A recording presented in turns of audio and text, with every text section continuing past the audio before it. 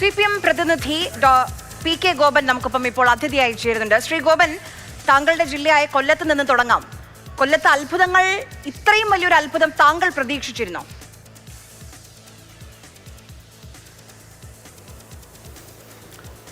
ഇല്ല, കൊല്ലത്ത് ഞങ്ങൾക്ക് ഇങ്ങനെ ഒരു തിരിച്ചടി ഞങ്ങൾക്കൊട്ടും താങ്ങാവുന്നതല്ല, ഞങ്ങൾ പ്രതീക്ഷിച്ചതല്ല.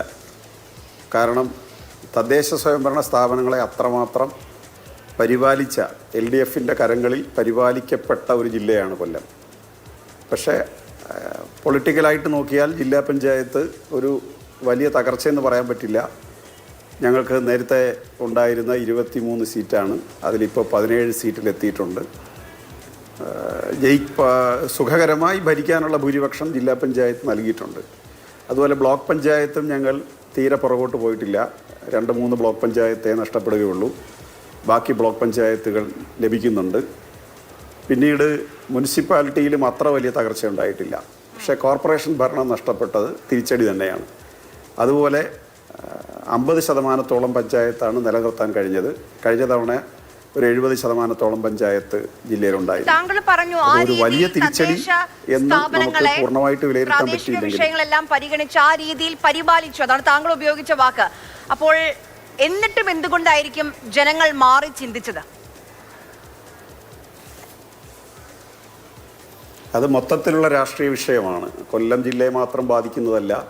കേരളത്തിൽ ഒരു UDFന് അനുകൂലമായി ഒരു മാറ്റം ഉണ്ടായിട്ടുണ്ട് എന്നുള്ളത് അംഗീകരിച്ചേ മതിയാവും. അതിന് നേരത്തെ പലരും ചൂണ്ടിക്കാണിച്ചതുപോലെ ഒരുപാട് കാരണങ്ങളുണ്ട്.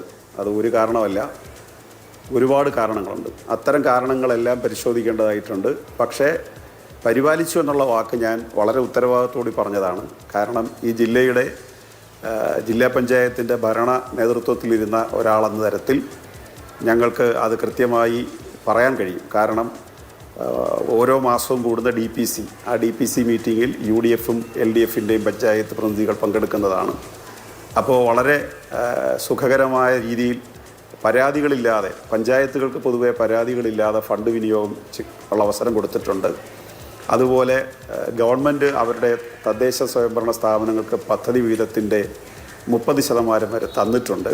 അങ്ങനെ ഫണ്ടിന് വലിയ ക്ഷാമമില്ലാതെ കേന്ദ്ര സർക്കാരിൻ്റെ പ്രതിസന്ധികളൊക്കെ കേരളത്തോടുള്ളതിന് നിലനിൽക്കുമ്പോഴും സംസ്ഥാന ഗവൺമെൻറ് തദ്ദേശ സ്വയംഭരണ സ്ഥാപനങ്ങളെ ബുദ്ധിമുട്ടിച്ചില്ല എന്നുള്ളത് വളരെ ആധികാരികമായി തന്നെ പറയാൻ കഴിയും.